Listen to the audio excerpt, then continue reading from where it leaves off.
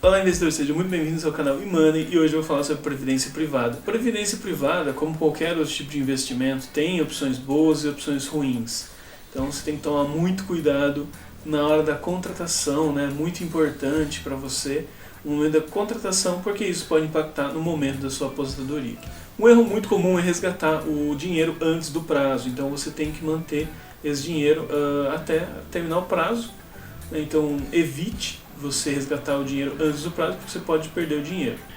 Ah, mas a minha previdência é muito ruim, então realiza a portabilidade. Então você vai mudar de fundo, né? Escolha um fundo, olhe um fundo que você acha mais interessante, está com um rendimento melhor, ou está com uma qualidade um pouquinho melhor, e você pode realizar a portabilidade. Então basta você conversar aí com a corretora ou com o banco que você tem a sua previdência privada, e também com a corretora ou com o banco que você pretende aí fazer a portabilidade. Então você pode sim mudar de uma corretora para outra, né? Ou de um banco para o outro.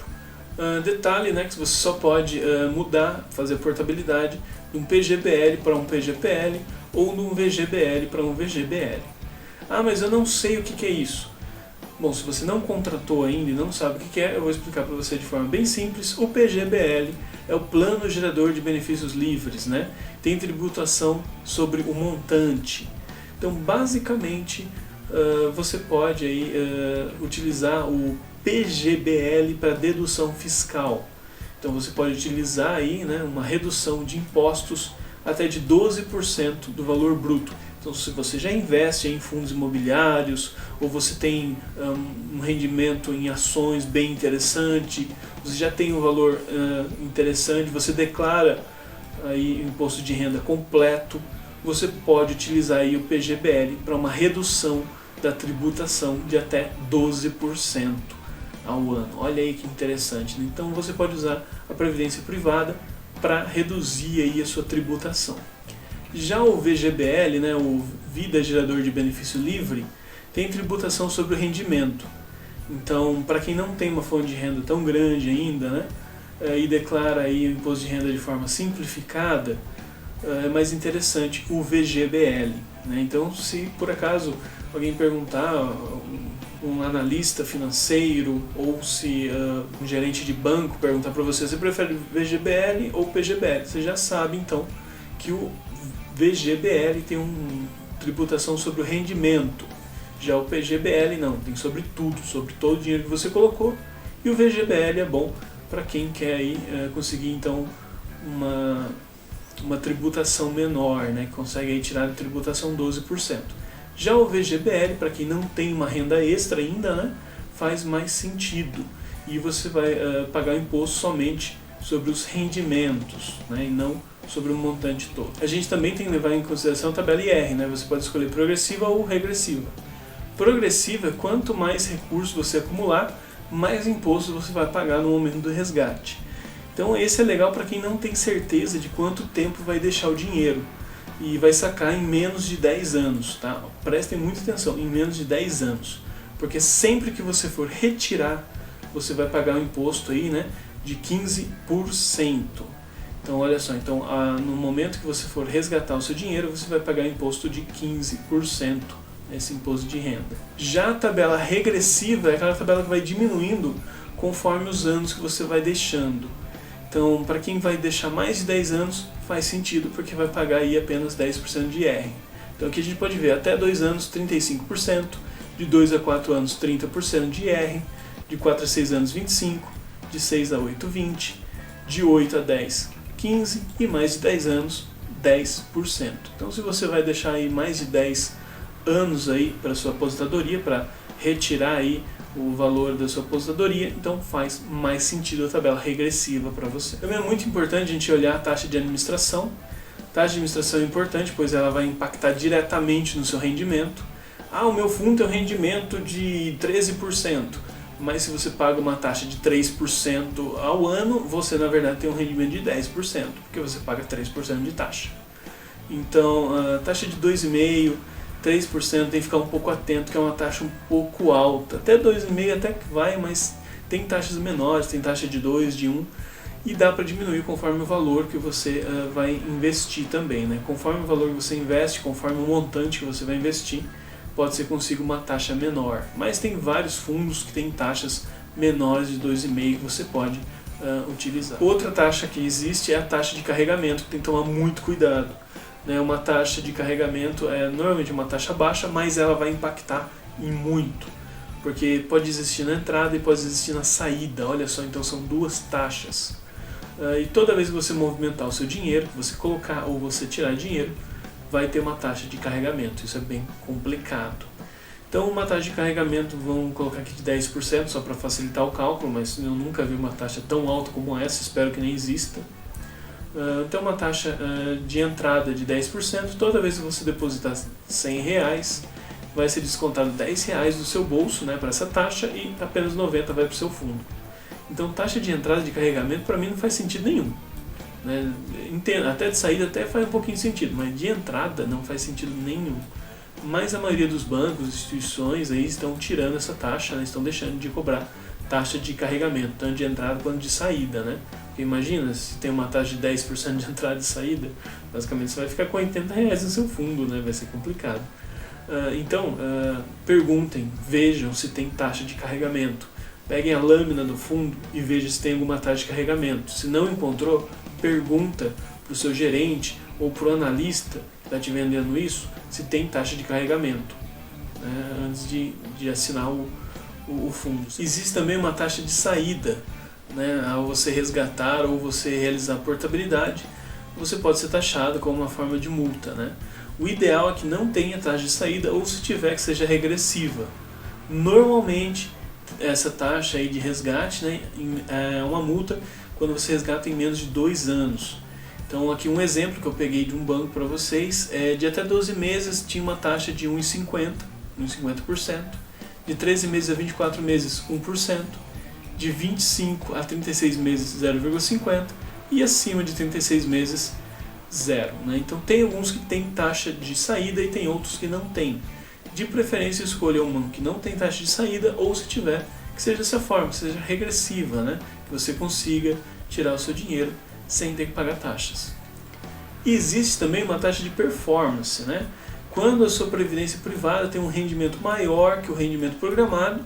Então vai ter aí um exemplo aqui que eu utilizei, é o CDI. Vamos supor que eles usam como benchmark, como índice de referência o CDI. Se aquela previdência render mais que o CDI, de 10 ou 20% que exceder, vai ficar aí para o gestor, vai ficar aí para o banco ou para a instituição financeira. Então eu acho que faz até sentido, é um incentivo aí para o banco ou para a instituição conseguir um valor maior. Faz sentido ter uma taxa de performance, mas tem que ver se é uma taxa condizente com o mercado. O CDI seria mais ou menos aí a Selic, a renda fixa. Então é isso que você quer? Faz sentido? Talvez não seja melhor o IBOV, que é uma renda variável, então tem que ficar um pouco mais atento a isso. A gente sabe que o CDI não é uma coisa muito difícil de ultrapassar, já o IBOV normalmente é um pouco mais difícil. Então aí a gente tem que ver essa taxa de performance, se é sobre o CDI, se é sobre o IBOV, aí você tem que ficar atento também. Mas o CDI é interessante que renda mais que o CDI, apesar que tem muitas e muitas previdências que rendem menos que o CDI, tem que ficar muito atento quanto a isso. E a gente tem que ficar atento também à rentabilidade, à performance anterior do fundo. Imagina que um fundo está pagando 70% da Selic. 70% da Selic é a mesma coisa que a poupança te paga. Então se você colocar o dinheiro numa rentabilidade de 70% da Selic, é a mesma coisa que a poupança, só que tem um detalhe, poupança não paga imposto. Já um fundo de previdência privada, sim, você vai ter que pagar imposto, então ele vai render menos que a poupança. Então você tem que ver algum que renda 70% da Selic, ou 70% do CDI, que é muito semelhante. Não, você tem que ver algo que seja superior à Selic, superior aí ao CDI. Então veja o histórico do rendimento nos últimos anos. E lembrando, pode ser que vá variar um pouco mais, porque em momentos de crise, a gente pode ver juros mais altos, então talvez esteja um rendimento acima da média, um rendimento não comum. Então por isso é interessante a gente olhar o rendimento não do último ano, mas dos últimos 2 anos, 3 anos pelo menos. E apesar de não ser uma forma de prever o futuro, você utilizar o histórico, você pode utilizar o histórico dos últimos 12 meses e compare com previdências de outros bancos e outras seguradoras. Isso é importante. Nunca vá direto num banco e assine. Não, você vai pesquisar, né? Se você vai numa loja e vai pesquisar qual eletrodoméstico ou qual roupa você vai comprar, você vai fazer a mesma coisa com uma previdência privada, né? E tome cuidado com bancos. Bancos grandes é complicado, né? Seguradoras normalmente têm opções melhores. E olha só que interessante, né? Para fazer esse vídeo eu pesquisei em alguns bancos, né? Para trazer informações para vocês. E tinha um determinado fundo que eu achei bem interessante, né? Um fundo aí que investia em renda variável. Eu acho que tinha um rendimento de 15% ao ano, mais ou menos, nos últimos anos. E basicamente o que me ofereceram no banco foi um outro fundo de 5%. Eu falei que eu não tinha interesse nesse de 5%, fazia mais sentido eu investir nesse que teve 15%, 12% nos últimos anos. E basicamente me falaram que naquele banco eu não conseguiria investir no fundo. Olha só, eu estava no banco deles, estava falando sobre o fundo deles e eu não conseguiria investir pelo banco. Eu teria que investir por uma seguradora, por uma corretora aí no caso, né? Eu tinha que ir atrás de uma corretora e na corretora eu conseguiria investir nesse fundo. E olha que interessante então.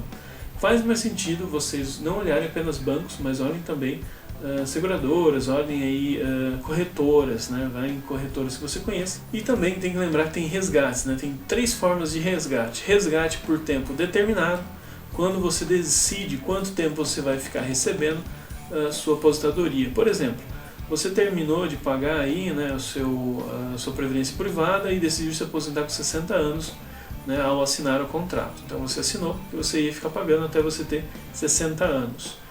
E você desejou receber até os 70 anos. Então você vai ficar recebendo dos 60 até os 70 o valor que você investiu. Tem também o resgate total. Você pode tirar o valor total da sua aplicação, né? E você decide o que você prefere. Você pode aplicar em outros investimentos ou viver com aquele valor, né? E você escolhe o que você preferir. Eu acho que faz bastante sentido, né? Porque você pode escolher então se você quer investir em outros locais. Já se você não tem controle financeiro, talvez não faça sentido esse para você. E tem também o resgate de forma vitalícia, né? Aí basicamente você vai determinar o período que você quer resgatar, né? Então você fala, quero me aposentar com 60 anos. Então, a partir de 60 anos, você vai receber mensalmente um valor todos os meses para a sua aposentadoria até você falecer.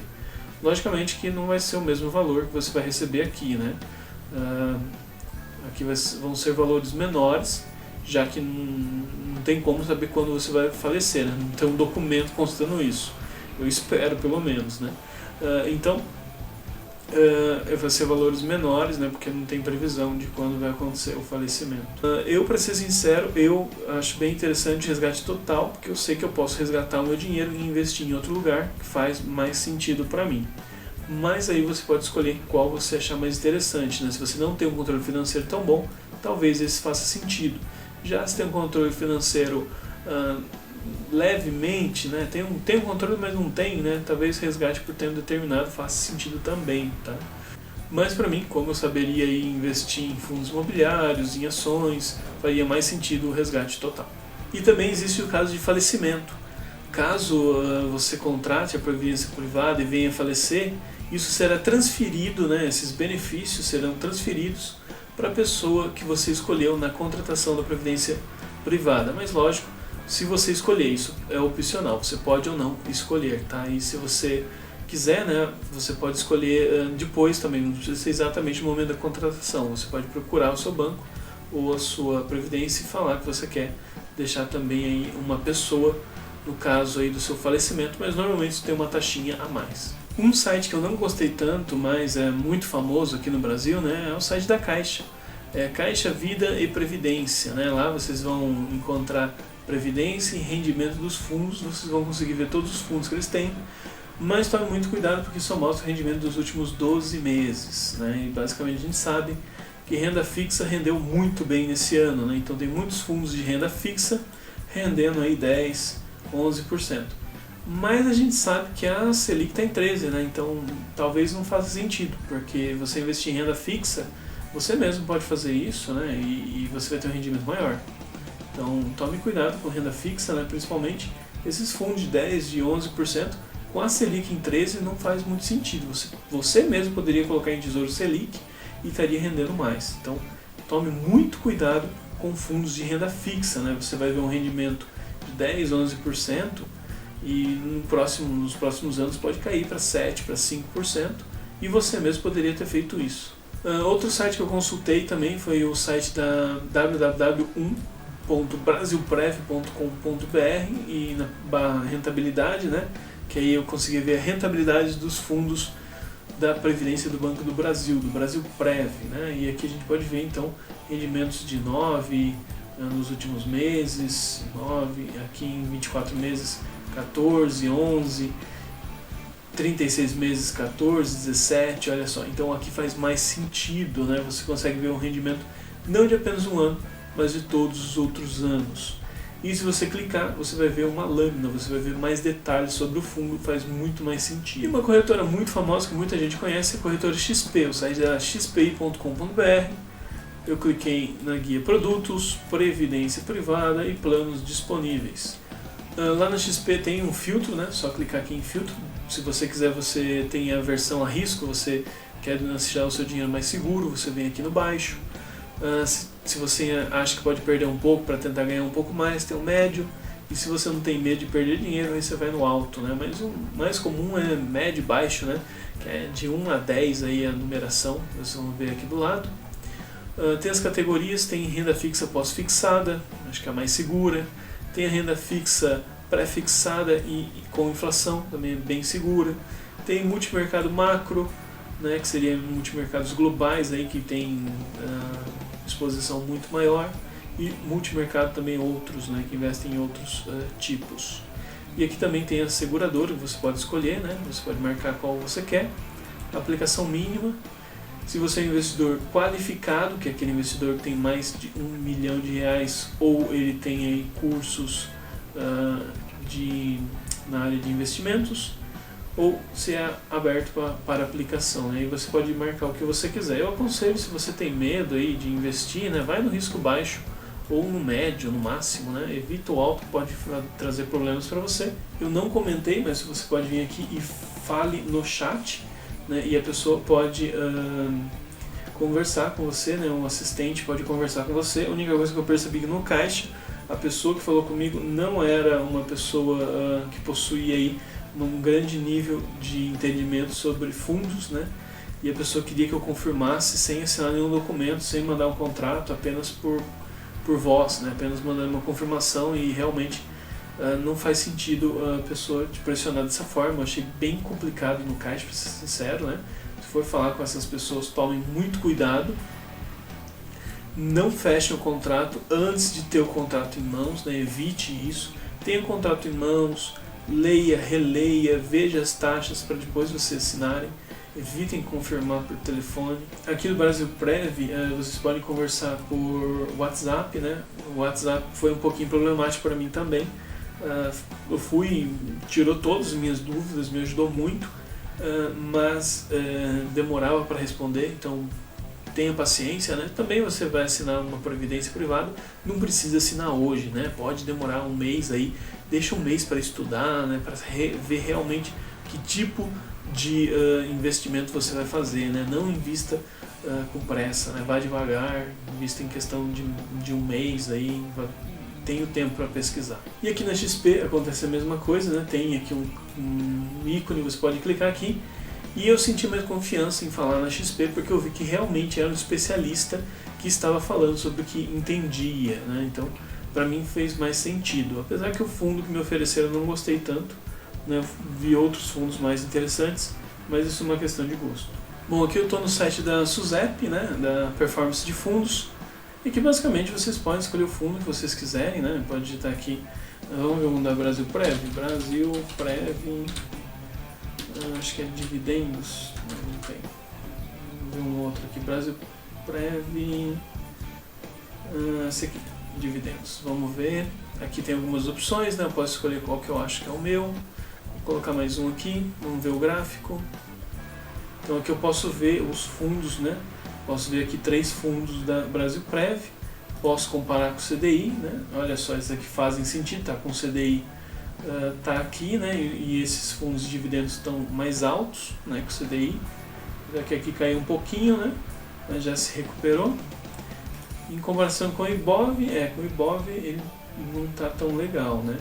A gente pode ver que para quem entende de renda variável, né, esse fundo não estaria legal, né. Quem sabe o que é o Ibov, quem consegue fazer um rendimento maior que o Ibov, não faz sentido esse fundo, né.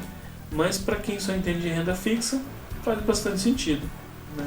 Aí faria bastante sentido esse fundo para quem não consegue fazer rendimentos maior que renda fixa. Bom, aqui eu estou no site do Infofundos, eu vim aqui em lâmina detalhada para ver mais informações. Vou clicar aqui em fundos selecionados.